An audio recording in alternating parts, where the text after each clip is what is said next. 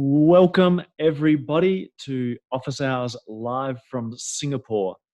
It is my sad duty to report that the time has come for me to move the webcam away from the magnificent view sitting here over Singapore, over Marina Bay. And yes, I'm going to have to move it back and point backwards into the hotel room. So bear with me, but I'm sorry. This is the end of the magnificent view. One moment.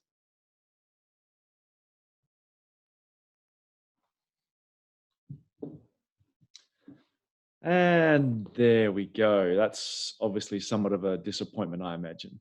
Um, Obviously, as you can see, it's that joyous hotel room lighting that we get. So I'll see if I can adjust the camera settings. That's probably the best I can do. Let's do that. Hopefully you can't see too much of my hotel room because all the mess is somewhere else. Welcome to another Office Hours. I've been traveling a lot, so this is why this Office Hours comes from a hotel room in Singapore. We've got a next step of the Apex, sorry, not the Apex, the APEC, Australia Pacific Groundbreaker Tour, but I'll talk about that in a second. Let me just make sure that camera's looking almost sort of vertical. Hopefully you can see me, hopefully you can hear me. If the audio is a little bit low, because I'm obviously not in a familiar place, there's actually a concert going on outside the window. So I've got a directional mic, so hopefully you can't hear the concert, but we're a little bit lack of control here in terms of the audio. I'm not doing this from my normal place of abode.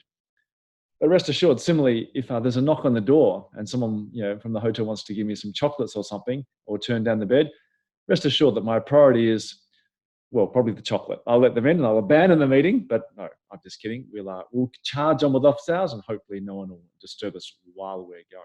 So let's share a screen and let's get into it. As I always say, getting in touch with me is easy. I love talking technology. That's why I do these Office Hours things, even when I'm in Singapore or somewhere else. And I just like talking technology. And once again, I'm always thankful for you to join me. It's a good representation of the fact that the community is interested in Oracle topics. This is just about Office Hours number 300 across all the different Office Hours. So hopefully you're getting a lot of value out of them. As I always say, do not adjust your set. All the slide content will be down at the bottom left corner, such that when we turn this into a YouTube video, it sits nicely with the narrator, namely myself, doing the content here. So hopefully it translates well to YouTube. As I always do every month, we'll start with some bits and pieces. In fact, probably the best bits and pieces I like to start with is, unlike in Perth when I do these things, Office Hours from my home, which has the world's worst internet. This hotel, I did a speed test today. I'm running at about 300 megabits per second. So I took great delight in putting some photos in today's Office Hours content because I'm pretty sure it will get to you over the internet much, much better than it does from my house in Perth. So in terms of bits and pieces, as I said, we're on the APAC Groundbreaker Tour, thanks to Jennifer Nicholson and the Groundbreaker team for funding many of the ACE directors to come over and visit. We've had some very popular events. We started in New Zealand and Wellington. That's Doug Hood, you can see on the screen there from Oracle. He's here in Singapore as well. And just to give you an idea of what Singapore looks, in what New Zealand looks like in terms of a place, this is a place called Zealandia, a wildlife reserve we went to after we had a couple hours off after the end of the session. So beautiful place, New Zealand, about 9 hours flight for me. Then we moved on to Melbourne. These are some of the ACE directors who came to us to visit in Melbourne. And here's a picture of the Melbourne Nightline. And finally, we ended up in my hometown. We had a lovely event here in Perth. Across the three cities, we're sort of averaging about 100 people. So it's great to see an active community. The highlight for me was a lot of the people at the Perth conference I had not seen before, which is normally unusual for me. Normally, I pretty much know everyone in the room. So it's great to see that we're getting fresh new people into the Oracle community, as well as the old dinosaur DBAs like myself. One of the things we did, we took our foreign visitors over to Rottnest. So if you've never been to Rottnest, next time you come to Perth, come to Rottnest and you may be able to catch up with a quokka, or you might be able to catch up with, say, a peacock, or finally, we end up here in Singapore. And that was the view from my hotel room this afternoon, and you saw it this evening. Yeah, if you get a chance to come to Singapore, just anywhere around, any hotel around Marina Bay is just spectacular. Coming up, if you're an Australian on the call, please note we've got a great Apex tour coming up throughout Australia in a few weeks' time. Go to the Auswig website for that. It's in Brisbane, Melbourne, and Sydney. We've got Shakib Rahman, Mr. Apex in terms of CSS and themes, Christina Cho.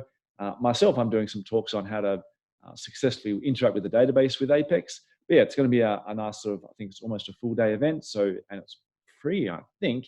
If not, it's just enough to cover costs. But yeah, please come along. We'll have a lot of fun talking Apex and database. As I said last month, I'll be in the UK in December. So if you're in Europe and coming to UK EG, please drop in and say hello.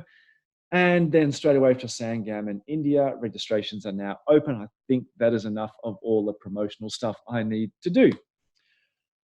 So here are the questions we received. And funnily enough, the career advice one has been on my questions received list for about the last 4 or 5 DBA office hours. And every time it's just dropped off the lack of time, we ran out of time. So this, I put it number one on the list this week. Now, if you're a DBA and you are absolutely set in your career and life is looking just rosy for you, then I congratulate you. I should stress that this came from a student at one of our Indian tours, and he was looking at getting into an Oracle career. So it'll be pitched at that level.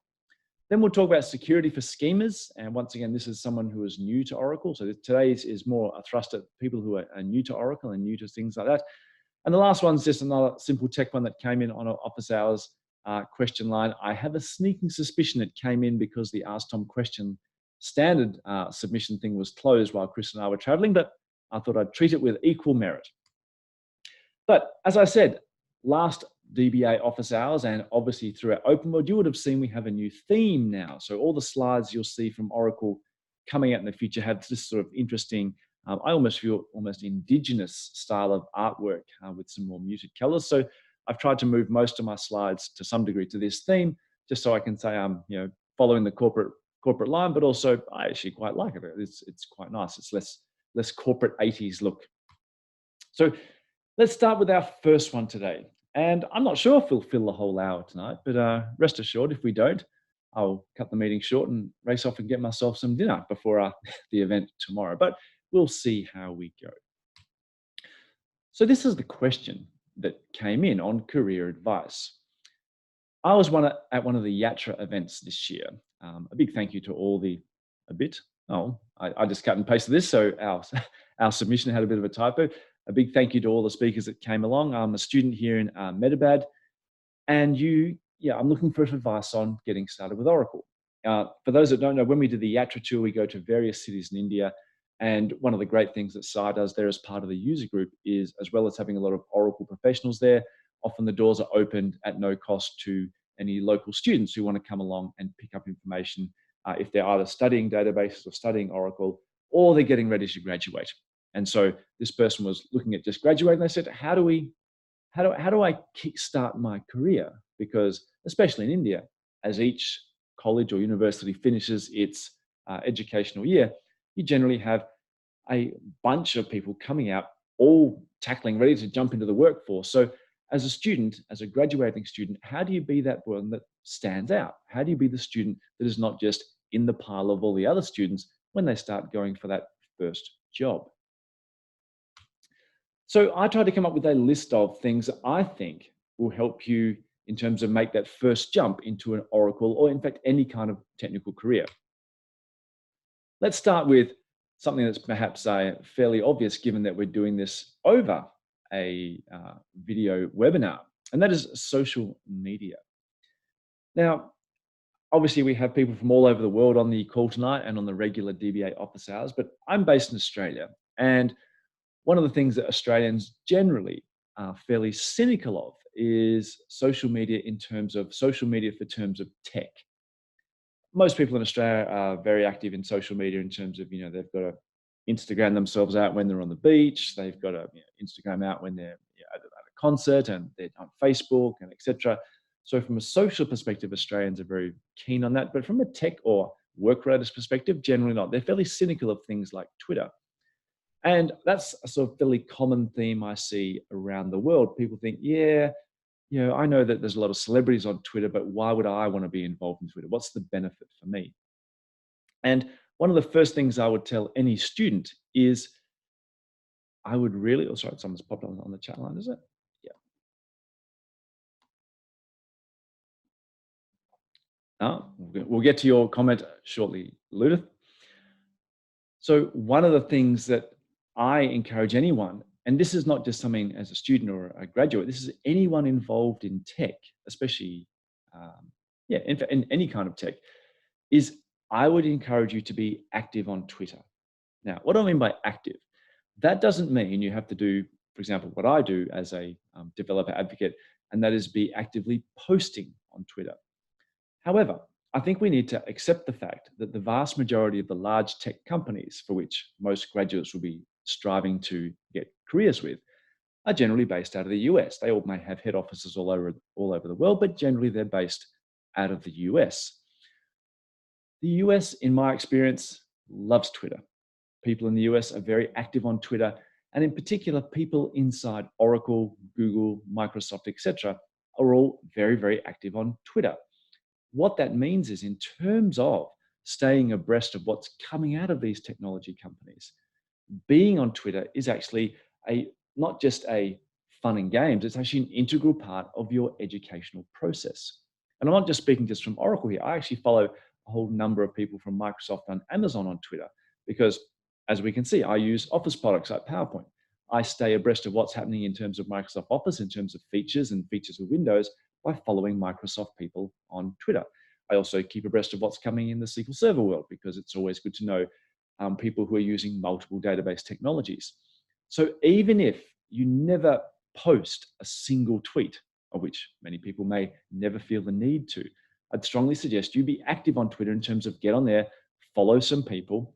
Hopefully you might even choose to follow me, but follow people in the tech space. It's not just a thing of showing that you can follow people. It actually helps you educate yourself in terms of what's coming in the technology world. Similar process there for LinkedIn. LinkedIn and Twitter in particular are the two that I would encourage anyone to be progressive and active on, even if they're not inputting, as long as they're following and receiving information. Now, cycling back to our graduate, one of the benefits of this is when you do go for those interviews, when you do go to your first meetup or first conference, the people that you meet who are perhaps more recognized or well known in the community, you won't be going up and networking with them just from a total, hi, I'm a total stranger. You've never heard of me, you've never met me, and I thought I'd like to talk some tech. That might be a little bit uncomfortable or awkward for all parties concerned. But if you are someone that's followed these people on Twitter, you've been following them on LinkedIn, you've occasionally replied to their tweets, you've established the beginnings of that networking relationship. So when you go up and say, g'day, I'm Connor, they go, oh, I know you from Twitter. So you've broken that ice. So if you're moving into a new career, this is a really, really useful way of breaking those gaps or breaking those initial bridges. The second piece of advice, and this may come strange given I work almost exclusively with Oracle products and have been for a number of years, is I think the world is changing. I think for anyone starting out on their tech career, the world no longer looks for what I call niche experts because no IT company anymore uses a single product. Even if they are dominated by, say, Oracle, they will have other products they use from other companies. If they're dominated by Microsoft or Amazon or Google, it doesn't really matter. No IT company now is an island in terms of tech. They have this broad range. I worked at a company before I joined Oracle, and they used Oracle database, they used SQL Server database for other areas, they used Mongo. They had a number of different database technologies. And I think that is the way the world is moving. If I was putting my Oracle hat on, I would say, you should be using Oracle specifics everywhere. We have a product for everything. But I'm a realist. I know the world doesn't necessarily work that way. So if you come out of your graduated from college, or you've had a couple of years of experience in the workforce, one of the things I'd strongly encourage people to do is, yes, you can have expertise or a primary expertise. You might be an Oracle DBA, you might be a SQL Server DBA, but make sure you can put a few different hats on. Because if you can show you have expertise in one piece of technology, then an employer knows that you've got the ability to learn and pick up skills. That's a big tick in the box. If you can then demonstrate that you are at least basically familiar, have a rudimentary knowledge of other technologies, then that makes you inherently more employable because you've proven that you can pick up skills by having strong expertise in one. And the fact that you're cognizant of other technologies gives the employer a confidence that you'll be able to have a broad range of skill sets and pick up other new skills easily. That makes you very, very attractive. And I think that is the way the world's going. If you can have a solid level of expertise in a whole suite of technologies, then that's going to probably stand you in a better stead than being absolutely brilliant in just a single technology. If you can be brilliant in lots of technologies, well, that's a lot of boxes you've ticked. But yeah, so breadth of technology. And I think that lesson is also valid for all of us as DBAs, in the sense that the reality is we may currently just be Oracle DBAs, but we may have to become DBAs, even if we never branch out of the Oracle product stack. Most of us, I'm sure, on the call would be, realizing the fact that nowadays we get told, oh yes, you're the DBA. By the way, can you look after that WebLogic server? Oh, we've got some big data products coming along as well. Oh, we're doing some machine learning. You need to tackle that as well. So that breadth of expertise in any level of experience, I think, is very, very useful. This one's perhaps a little bit more controversial. For me, the thing that really matters most is the data and not the applications. And what do I mean by that? Is the acronym I put there at the end of that line is YAFET. It's coined by a friend of mine, Tone Capelars, who says, yes, YAFET stands for yet another front-end technology. And that is every year, and I'm sure most of us have seen this, there's the next and greatest thing. Everyone's going to be using client server. Oh, everyone's going to be using SOA. Everyone's going to be using microservices. Everyone's going to be using serverless. Everyone's going to be using, and it just goes on and on and on and on. And that's the same with languages. C is the big thing, then C#, and then JavaScript, and then something else, and then Java, and it constantly changes. None of these languages become extinct, but they tend to evolve and change and the like. So they constantly change. The one thing that is a constant, though, is data. All these systems need to rely on data. Now, the way we store the data, the way we use the data, the way we massage the data is just like languages. It changes over time, over years. But the concept of the importance of data is unchanging. So any advice I'll give to any database professional, in fact, any IT professional, is being fluent in the way that data is being managed. In particular, whether it's document databases, whether it's relational databases, whether it's any other kind of structured form of database storage, I think is critical for all IT professionals nowadays. Because in the great era of AI and machine learning, etc., the data volumes are finally delivering on that promise that we have from big data a while ago. Big data was out a number of years ago, and a lot of people have sort of went, well, yeah, I started storing everything, but where was the return on investment? I didn't get the value. Finally now, machine learning and AI is starting to probably return on that investment. So being fluent in the way data is stored, I think, is critical. Stack Overflow. I've been trying to be more active on Stack Overflow because obviously a lot of developers live there. But in terms of getting started in your career, I think it's a wonderful resource, not just for answering the questions you have, but for you contributing to that. Now, I know that often forums, and Stack Overflow is no different to many others, that sometimes if you're a bit of a newbie and you post an answer to someone's question, the flame wars start and everyone starts jumping up and down on you. But I think Stack Overflow and other forums are now getting better at sort of self-moderating that kind of egotistical put down. And similarly on Ask Tom, if people tend to sort of shout down other people's answers, we do our best, Chris and I, to rein that stuff back in, because we were all newbies once. But getting onto Stack Overflow, not just in terms of posting questions, which obviously we're encouraged to do, but actually trying to answer people's questions, once again, gets you a little bit of a presence in the online community, which is going to break down those bridges when it comes to, for example, moving careers or getting a new career. Certifications. Hopefully, he says bravely, you've seen that I've just been doing some videos recently for Oracle University. Perhaps they haven't been published yet, but we've been doing some 19C and 18C features for Oracle University. Those videos will be available either already or available soon. And Oracle University obviously has a number of certification exams you can do. I wrote a blog post a number of years ago about what are my thoughts on certification. And don't get me wrong, I think any employer who employs someone solely based on the certifications they have will probably and deserves to get burnt, because anyone with a little bit of exam cramming can get themselves a certification. That's not my point here. I think the value of doing certifications is not such that you have the little certificate at the end, although that is a slight benefit in terms of career prospects. The real benefit is it picks up holes in your knowledge base. My very, very first, what was it? Yeah, my very, very first certification, I think, was an Oracle 7 certification exam. And I just passed by the skin of my teeth. And the reason was there was a number of questions on multi-threaded server. And I'd never used multi-threaded server. All the clients I'd worked with in those years were all dedicated server. And I would imagine that most people on this call don't have a lot of time spent with multi-threaded server. It's one of those sort of niche technologies.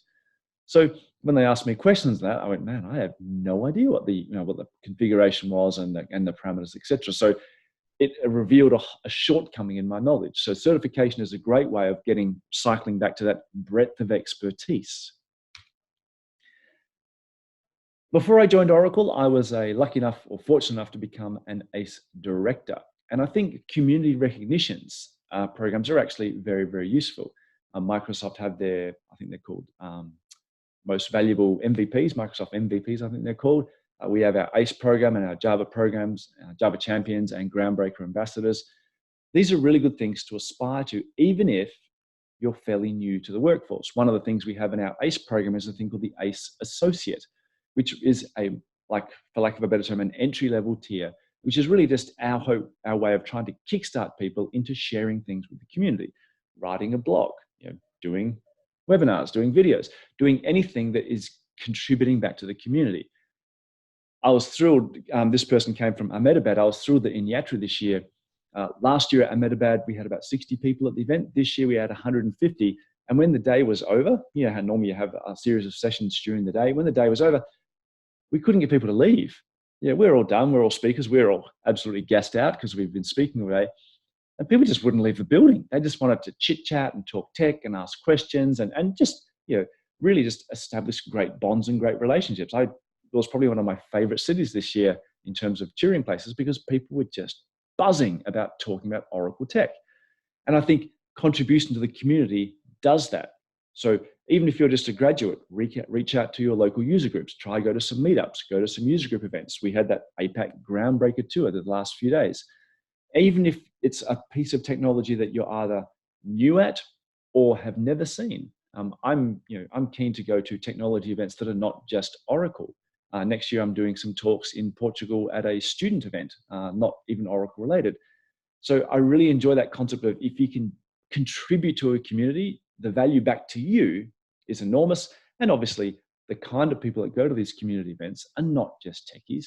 Potential employers are going to these events. So in terms of looking at prospering and growing your career, being involved in the community obviously gets you a bit of an online presence. If you go to an employer and say, I'm an Oracle ACE and this is what an Oracle ACE is and what they do, that obviously is much more endearing to a potential employer. And the final one was a term which I stole from, I can't remember the name. I'm sorry, I went to someone's talk at Kscope. If you're on the call or someone on the call, I apologize, I can't remember who did. Anyway, someone gave a talk on what we call soft skills. And one of the things that I do find answering Ask Tom questions all year long is that the ability to cohesively put together a description of a problem or a description of an answer is a critical skill. It's not, not your tech knowledge, your ability to cohesively get across information is a critical skill. The other one that I think is critical is being able to demonstrate your ability to think and explain your thoughts. Before I joined Oracle, I used to be in charge of some interviewing for a client company who I won't name just in case they don't want me to say that. But we interviewed both graduates and experienced people for positions in the company. And one of the things we always asked them was, here's a problem, and not like sort of the Google S style you hear of, here's some strange coding problem you need to solve. It was like, here's a problem that our business is realistically trying to solve. We're not asking you to solve it, but we're saying, what are your thoughts? What are your thoughts on? Tell us how do you think you would tackle it? Not in terms of solve, but what are the things that would probably jump into your mind in terms of the questions that you would be asking of business users even, or the questions of how do we decide what kind of technology we might need to do in terms of solution? Not in terms of finding their ability to get with the solution, but just their ability to actually talk a problem through, to be able to express themselves. So especially if you're brand new coming out of university, for example, or college, work on those soft skills. In India, at some of the things, myself and Sandesh Rao put a few students on the spot. We said, tell you what, jump up, give us a 2-minute talk about anything you'd like to talk about. You know, and just like one-on-one, didn't want to make them into public speaking champions. That was obviously perhaps a stretch too far, but literally just one-on-one, tell us, what's your favorite language and why. And it's funny how, it reveals that ability to, some people are like, I love Java because, and they were straight into it. And that's something that immediately leaps out as being a great thing. So I'm ranting on a bit, but there's probably what's like 1, 2, 3, 4, 5, 6, 7. So there's my 7, hopefully, things that will, in my view, make any college graduate much, much more appealing to a potential employer, makes them stand out from the crowd. I just remember, I think I have one more, but also for anyone that's been in the IT career for a length of time. I think these things are good to cycle back around and say, how has the landscape changed? Obviously, when I first started in IT, and I won't share what year that was, social media wasn't really a big skill I needed because none of it existed. If you send email, you're pretty much good to go. In fact, when I started, we ran email on a mainframe because email on a PC didn't exist, but that's just something a little bit more embarrassing. I forgot one last thing. Open source. I'm not saying use open source. One of the things I would encourage anyone, and this is at all ages, college graduate, all the way through up to people of our vintage or my vintage, and I'd imagine all of us from the call are somewhere in between. Get involved in open source in terms of contributing to open source. If you are competing for a job and you're in a pile of CVs with a lot of other people, one of the things that might make you stand out from the crowd is the fact that you've made some contributions to open source.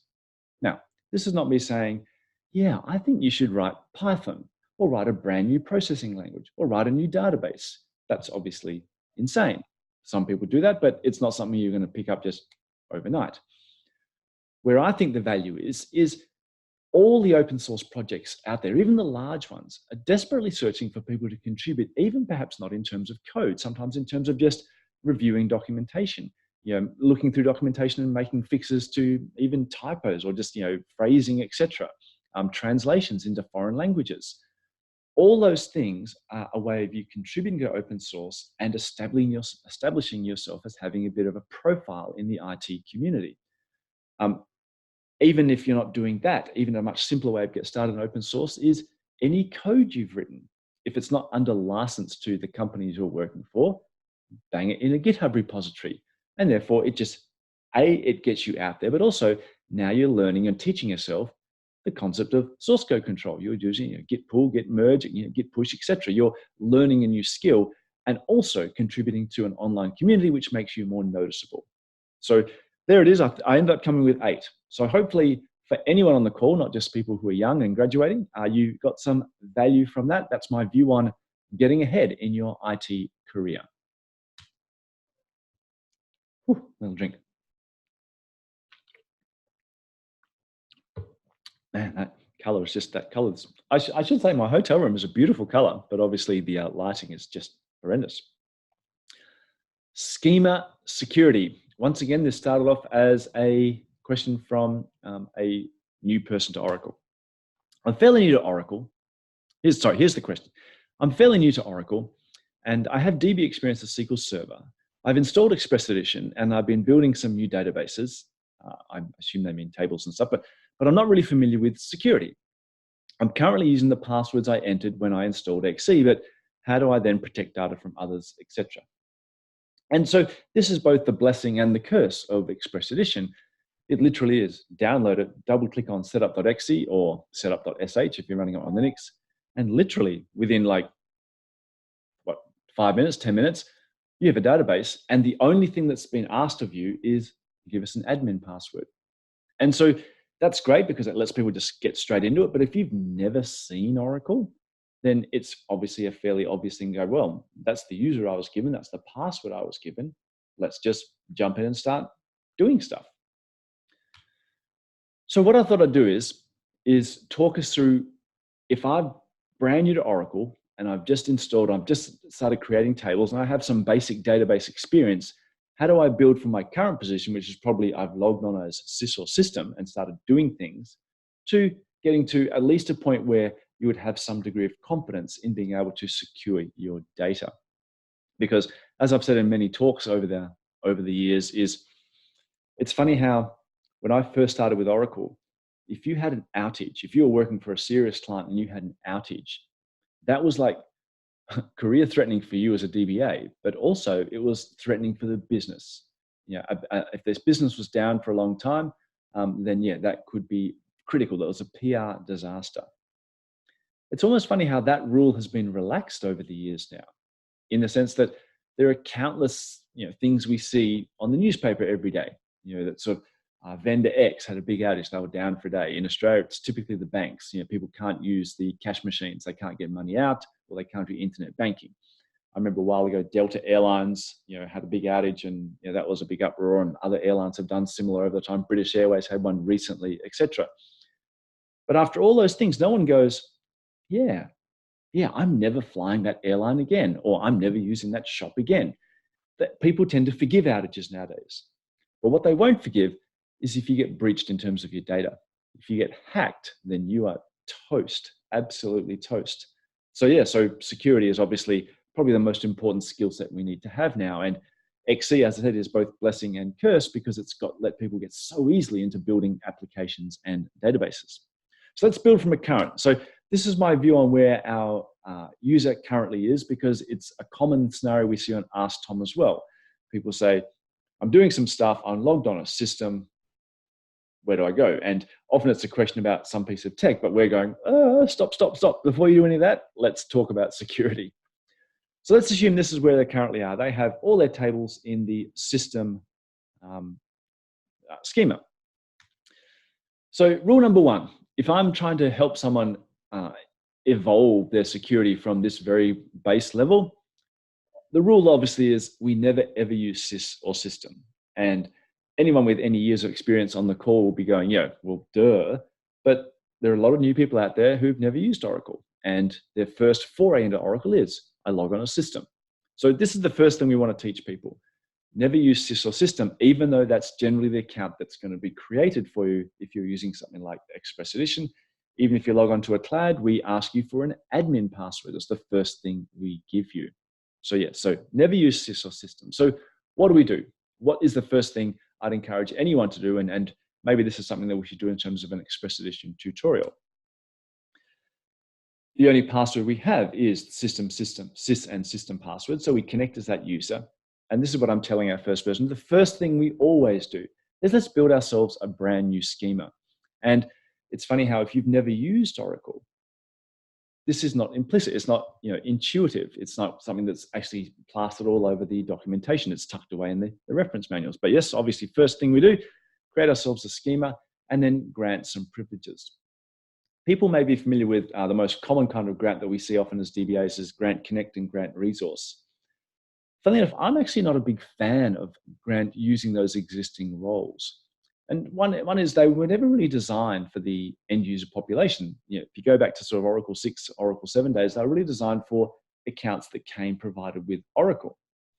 However, they sort of became proliferate and almost everyone uses the connect and resource. But they change over the years. And they've changed for the better, don't get me wrong. Connect used to be create session and alter session.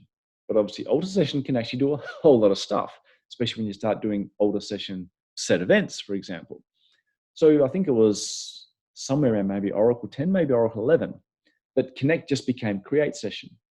So if you were relying on alter session, then you obviously had a bit of a problem. You would have gotten bitten by that when the database upgrades occurred. Similarly, resource for a long time has had the unlimited table space privilege, which is just cataclysmic, terrible thing to have. But thankfully, we've got rid of that now. Resource has all the old stuff, but we don't have unlimited table space anymore. So that's an important thing as well. So my preference is grant just the facilities that are needed and grant the privileges directly. If you want to attach them to a role, then yes, create a role, your own role, and grant them to it. But for me, for getting our person up and running in a reasonable degree of security, I would say just along these lines should be okay. The key ones there are obviously we need create session and I'm happy to actually grow from zero. If I was guiding someone on their sort of first journey in terms of Oracle, I would say start with that. You get create table and create session. Because if you've got the system password, you can always add more later. But let's work from building with the absolute least set we need. So while I'm building tables, I'll just have a create table. The moment I need to go create, for example, a view on some of those tables, I'll whack in a create view privilege as well. But that way, if I'm always building from zero, then I should end up at the least set of privileges. Now, one thing I didn't put in the slides, which I should have, is the one thing we also need is the quota on a table space. When I put this on YouTube, I'll put that in as an addenda for our user on the call. So you need to alter the user to allow them to have actually consume some space as well. So at this point, believe it or not, even just by doing that, we've made a light years jump in terms of security, because now we have our tables scored in a schema and not in the system or syst schemas. And that is critical because every time you connect a system, it's an obviously huge security breach. And this is not great, but it's better than where we were. As I say, this is probably okay for development. If you're building applications, then I think basically just doing that, just being able to connect to your schema, it's generally the default usage model for SQL Developer that lets us connect and start building objects in the database. Just wipe myself. Whew. It's warm in Singapore. However, that does not mean we should be running applications like that. And this is probably one of the most terrible things I often see when I go to client places, and you'll do a select from VDOLA session and you'll see that everyone connects as the owner of various schema objects. That's generally a security risk, because once you get into UAT and beyond, it's a real life application. We've actually built something that people are going to be using, and having connections going on as basically the owner of objects brings us down to rule number 2. Never ever run any application as the owner of objects. That is a massive risk. And this is why. If I'm building an application in Java or Node or JavaScript or any piece of technology, somewhere in there we're going to be running SQL statements. Otherwise, we won't be using a database. And this is what we expect people to be building those applications. We're expecting people to be doing inserts and selects and deletes. But if they are running those commands as the owner of objects, well, what happens when an employee makes a mistake? What happens when an employee becomes disgruntled? Well, they can literally just roll in some code like this, drop table customers, drop table accounts, drop table, etc., delete from table. If you have applications connecting and running as the owner of schema objects, there is virtually nothing we can do in the Oracle database to stop them from doing catastrophic behavior. By definition, the owner of an object is entitled to do all sorts of things with it. There are some mechanisms we can do, such as DDL triggers and the like, but it's by default, you get a lot of power over the objects you own. So rule number 2 is never ever run applications as the owner of objects. And as I said, the least privilege is the best privilege. So this is our next level of security. We have a schema which owns all of our objects, all of our tables. And then we never ever use that schema to connect via applications. Our applications connect through a different schema called, in this case, I've called it app connecting. And app connecting is the one that can then refer to those tables. Now, remember, we're bringing this question back to our user who's just brand new to Oracle and they're using Express Edition. So this is what's going to happen. If they follow my instructions and go create a user called app connecting, the very first thing they're going to do when they try to query a table that lives in another schema is they're going to get, obviously, table of view does not exist. So we need to grant some privileges. And this is still not perfect security by no means perfect security, but this is probably the most common application usage model I see in any application that runs on Oracle. The app connecting schema is given insert, update, delete, and select privileges on all the tables in the owning schema.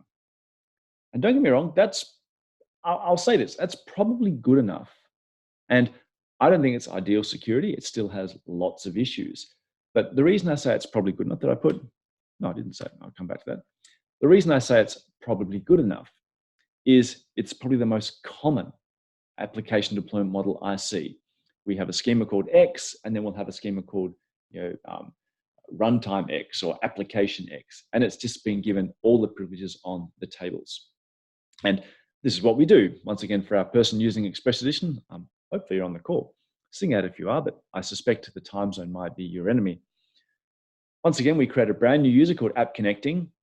It only needs create session, which I didn't put in the slides, just the ability to connect, and then insert, update, delete on the various schema tables in the other schema. This is probably the most important point is the reason I often see people not doing this is they're like, well, that means I've got another schema to manage, etc. I can't stress enough, there isn't a limit on the Oracle database on the number of schemas you can have. In fact, I tell a lie, I think it's capped at about 2 billion, which is basically the limit on an integer. But yeah, rest assured, you're not going to run out of schemas when it comes to the Oracle database. But even just doing that separation of schema into a list of privileges versus the owning objects protects you from so much stuff, because now no one can alter your tables, no one can drop your tables, and in particular, no one can truncate them. Funny enough, truncate is the worst operation, I think. I think it's worse than drop, because with flashback technologies, if someone drops a table, you can get it back. If someone truncates a table, it's gone. It is toast. There is no way back from truncate except restore from backup, pretty much, or flashback database if you've got logging enabled. But truncate's pretty full on. It's one thing we don't want to go near. The third and final thing that I think is critical is once you've got people connecting through a schema other than the one that owns all the objects, is we want to block all access to that schema. The safest way of having objects owned in the database is being unable to connect that schema, even as an administrator. It's just that nice little alarm bell. If you try to connect to it and it says, no, you can't, you go, oh, that's right. I should never, ever be doing this. I then effectively, I can either temporarily give myself connection facilities, or I can give myself a proxy connection, which is a topic for another day, or I can do my operations with a DBA style account, which has the various end privileges. Either of those things, all those things, I hope would give any fledgling DBA that thing, that pause for thought. They go, oh, I'm doing something serious here. Let's make sure we get this right. And one of the cool things you can do in 18C onwards is you can do alter user my schema, no authentication, which means you simply can't log on as that schema ever. Now, if you're not an 18C yet, which I'd imagine is the vast majority, you can do alter user my schema account lock. That's not as good, because when you do account lock and someone tries to connect to that schema, you get account has been locked. That is actually a security risk, because now you've advertised the fact that that account actually exists. I wish we just did invalid username or password in all scenarios, which is what we do with the no authentication privilege in 18C. If you're not an 18C and you don't want to have account locked messages, which might reveal securities, check out a blog post I've got. Search for identified by values as a search string, and you'll get a little trick we can use to actually create an impossible to use password for an account, and therefore impossible to connect. As I said, that's probably good enough, because, and I say that because the vast majority of applications out in the world adopt that model. But we can do better, because there are still some risks.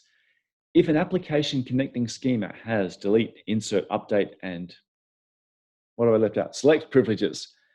Those three first ones, insert, delete, etc. Well, all I need is a rogue program that does delete all. And obviously we've got some dramas of data corruption. And obviously, if you're directly accessing tables, then when the time comes to evolve your application, changing tables, dropping columns, adding columns, etc., then you've got a very tight link between your connecting applications and the database structures themselves. So the risks are higher in terms of breakages.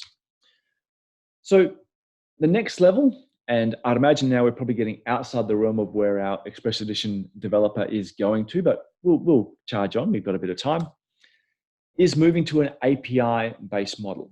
Because we get taught this at college and all the way through our careers. Encapsulate not just data, encapsulate all things, logic, modules, etc., behind a secure shell of APIs. You know, it's even the basic premise of object-oriented programming.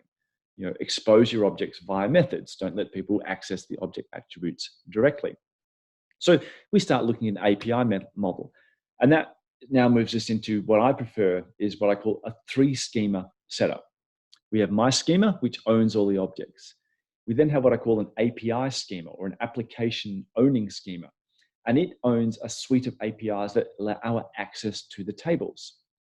Now, for me, you can go to extremes, but this is the model I prefer. If I get the ability to choose my security implementation for an Oracle application, this is generally where I'll go to. I'll have tables owned by a schema. That schema can never be logged onto. I'll have an API schema that similarly can never be logged onto. It contains views that point to all the owning objects and a set of PL SQL routines to do any kind of updates. So all select comes through the views, all other things go through PL SQL programs. So now I no longer need insert, update, delete privileges for the application connecting schema. The only thing it has access to is APIs to modify data and views to query data. Now, one of the reasons I like having views is this lends itself naturally to if you end up years down the track in addition-based redefinition, then those views could be addition-based views. And so we have the ability there, that potential there to actually move to online redefinition, but obviously that's a big jump away from Express Edition and just building quick and simple applications. Our connecting application then only has execute and query on the views. So it can never see the tables. The views can do some remapping, obfuscation, etc. of data if required. We have that layer in there to add extra security. And they never ever get to directly modify data. They always do it through the APIs. That obviously can be as rigorous as you want. You could do something like this, not even have the views. The only way you get access to anything is via PL SQL programs, which means the PL SQL programs would return ref cursors for when you ever want to run a query. So I know some people that go to this level, it's not common, but people can go to this level, and you could probably say this is getting fairly close to utopia in terms of there literally is only an API access to your data. There is no other mechanism. If we go back one to this is probably closer to where you're at with something like Application Express. It can query objects, and the act of updating it is generally done through APIs, either written yourself or APIs that come as part of Application Express when it comes to processing things like interactive grids and the like. Or you can go to the absolute nth level, which is, this is a diagram from the Smart DB manifesto. And you can see, as I said, there is no limit to the number of schemas, and you can continuously add layers of separation to what these APIs are responsible for and what accesses they have. So you can end up with a multitude of schemas, each encapsulating a small component of what the API is allowed to do. One API might be simply converting a JSON input into relational style input. Then that might be passing that relational style input to another API, which might be actually doing some work, which might call another API, which actually has the insert, update, delete privileges, etc. So you can take it as far as you want, but obviously that comes with complexity overheads. So just to recap, that there is probably, if you can get to that, I reckon you've been probably more successful than most applications out there in the world. And I think based on that, that's a really firm, solid basis for actually growing to a really secure application. What do I put here? This was me just saying, but don't sweat about it. So this is something you see often as well. Sometimes we'll have all the PL SQL running in my schema. We didn't have an API schema. Even something like this, it's better than many, many applications out there. Even getting to something like this, where your PL SQL is owned by the same schema. Everything is owned under my schema. And then you have a connecting schema which has select privileges on tables and execute privileges on the PL SQL. Even that is a far better position than having anything with direct insert, delete, update process to your tables. The one benefit, the moment you can get to APIs. Now, I'm obviously a PL SQL fan, but even if they're not PL SQL, even if those APIs are stored outside the database, the moment everything is APIs when it comes to modifying data, the best thing is you probably won't ever have to code any database triggers. Now, I'm not saying that database triggers are bad. What I am saying is triggers are hard. Triggers are hard to get right. And the moment you have triggers, then I have to start building in facilities to turn off the triggers if I need to temporarily. What if I need to take the trigger away for a data maintenance job? Well, that means if I have to disable the trigger, suddenly my application is down because it relies on that trigger.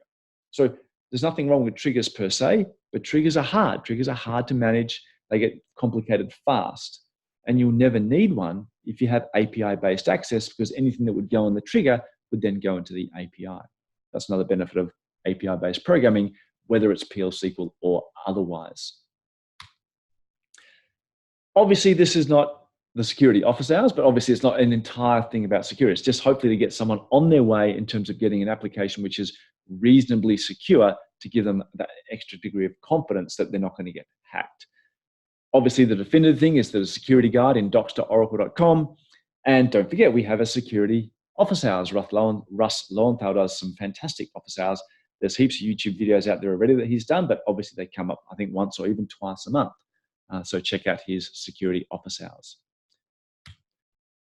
8:51, and I think this might be a record. This might be the first office hours we ever get actually through all the topics to be covered. Whew, this is very exciting for me. Aura 1034. And the question is, when I try to connect, I get Aura 1034, Oracle not available. What does this mean? And this is actually a very, very easy one to think. Let's do a new share. So let's start nice and simple. This is my little shortcut which connects to Oracle 18 on this machine. SQL 18 is just SQL plus with my username and password. So this is what we're expecting to see. That's the idea. We want to be able to connect to the database. So let's go through the kind of things you'll see when a database can't be connected to. The first one is if I try to connect with an invalid username or password. So my database is up and running. So the first thing is I'll get something like this. So funnily enough, if you're ever talking to a database and you get invalid username or password, by definition, you know the database is up and running, because it can't respond with invalid username and password unless it's actually up. And in fact, when I used to write scripts to see if a database was running, every 5 minutes it used to just probe the database. You would actually write a script that would deliberately connect with fictitious. Let me try that again. You would write a script that would deliberately connect with fictitious credentials, and then you would grep the output for 1017. If you got 1017, then you know the database is up and running. If you get something else, then you know the database might be in trouble. You might get, I think there's a 213, 217, which is like archiver is full, something like that. So if you get invalid username and password, that's a good thing. So let's now see what happens when we try talk to a database which is down. So I've got a database, an old 12.2 database running here, which I think is currently shut down. So let's try this. And there we go. That's the Aura 1034. So when your database is down, hasn't been started, you'll get Aura 1034. So I hope that answers your question. You need to get your DBA to start the database. But the reason I thought I'd talk about this is there is one extra one that really comes in very commonly on Ask Tom. And so let's do something else. Let's now change it to a fictional SID and see what happens. On any other platform, you'll still get Aura 1034 because it's a database that simply doesn't exist. It obviously, by definition, isn't started. But the reason I wanted to do this is if I try connect to a non-existent database on Windows, you don't get 1034. You get 12560 TNS protocol adapter error. The reason you get that is Windows is different to the Unix derivatives of Oracle. On Windows, you need two things to have a running database. You need the instance started, and you need the Windows service that backs up that instance started. So if that service is not started or doesn't exist, then you'll get this TNS protocol adapter error. So with my 12.2 database we saw a second ago, the service is started, the Windows service is started, so the database can respond with 1034, but the database was down. So one of the reasons I wanted to put in this little office hours, this very simple 1034, was to really explain this one, because this one comes in on Ask Tom very, very frequently. Now, I've spoken just pretty much nonstop 55 minutes, and I've been negligent on the chat line. So let me just jump in here. So we've got Lewis saying, if already speaking about Apex, they make a great work. The Apex documentation is one of the worst ones in the Oracle documentation set. What I will do, Ludith, is I will pass that on to the Apex guys when I see them in a few weeks' time. But also, one of the things I think the Apex team has done a really good job with is inside the product now. When you're in the Apex Designer, there's a help tab which sits in the middle of the page layout designer, which it's much more context sensitive now. So if you're in a particular item or particular attribute on the right-hand side that you typically are, the context sensitive help is much, much better. They've done a really good job with that. But I do take your point that I find it also somewhat difficult to navigate my way through the Apex delivered documentation. But I'll pass that on, and we'll obviously continue to strive to improve. And the other one was from, oh, do you mind? I need my glasses. From Shankar, comparing ref cursor-based PL SQL select versus select from views performers good. Because it's 8:56, I know we can probably get this done. I don't particularly mind. I worked on a project which was actually Windows C#.NET talking to an Oracle database a while ago. And probably the easiest thing it had was always using ref cursors from PL SQL. And that's simply because ODP.NET had a nice linkage to the data grid facility in C# applications, where you could simply associate a data grid with a ref cursor. So for them, it was a natural fit to actually not use select star. They actually said, yep, we'll simply call a PL SQL routine which returns a ref cursor, and ODP.NET took care of calling the routine. You simply nominated the PL SQL name. It took care of calling the routine, getting the ref cursor, and doing an automatic fetch all in one hit. It did it all nicely. It also supported the implicit ref cursor results that came in Oracle 12, I think. That's where a PL SQL procedure can open a ref cursor, but it doesn't actually have to be a database, a parameter to the procedure. You can just open a cursor, and the calling environment just sort of becomes aware that a ref cursor is available to be selected from. So for that technology, C# and ODP.NET, using PL SQL with ref cursors was just an absolute natural fit. For other platforms, it sometimes means a double round trip, because you call the routine to actually open the ref cursor, and then you call the fetch routine to actually fetch it. So if you're suffering from latency issues, then maybe a ref cursor is going to be a slight performance overhead compared to select star from just a view. So it's not a question of whether one is better than the other. I think each has their use cases, and you should see what front-end technology works best with each one. Hopefully that answers that question for you.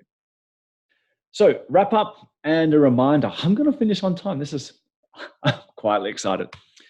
This is my reminder. Don't forget, you can play with all this stuff for free, and not just free for 30 days. You can play with this stuff free forever. You get 2 autonomous databases. You get 2 VMs.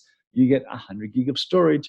And as long as you log onto it once every few days, or once every few weeks, or once every few months, I think it's every 60 days, that is your database, autonomous, 19C preview mode, 18C production mode, etc., free forever, running on Exadata. I mean, how cool is that? Awesome stuff. So please go sign up. Make us have a problem. Make us have to do, oh, look, we're getting way too many people signing up for this free database. I would love an email to go out inside Oracle saying, yep, too many people are using our free database. That would be a fantastic thing. Yep. Please don't quote me on that, but it's true. Yeah, I'd love to see everyone using a free database forever. Once you do, just go check out Dimitri's blog posts. He did this fantastic from ground zero, from the ground up, how to sign up, go through and end up with a full web server, running a VM, running Apex, talking to your autonomous database. All for free, all forever. It is 9 o'clock and we are done on time. There you go. Thank you very much. Thank you very much for coming, everybody. Obviously, I should take myself off screen and just put myself, let me stop the share. What I should do is take myself off screen and just give you a nice view of Singapore back again, but I refuse. I'm going to do that myself in a second. As I said, this will go on YouTube soon. And once again, as I always say, thank you very much for attending. If you are in Australia, please come along to our Apex events. But if not, as I said at the start of the call, I'll be in the UK, I'll be in India, and I'll be in Portugal and Israel in the very near future. Will we have an office hours next month? What's that, November? Yes, I certainly hope so. So thank you very much, and I'll see you all again soon. Bye for now. I'm going to go look at the view, and have a great rest of the day, everyone. See you later.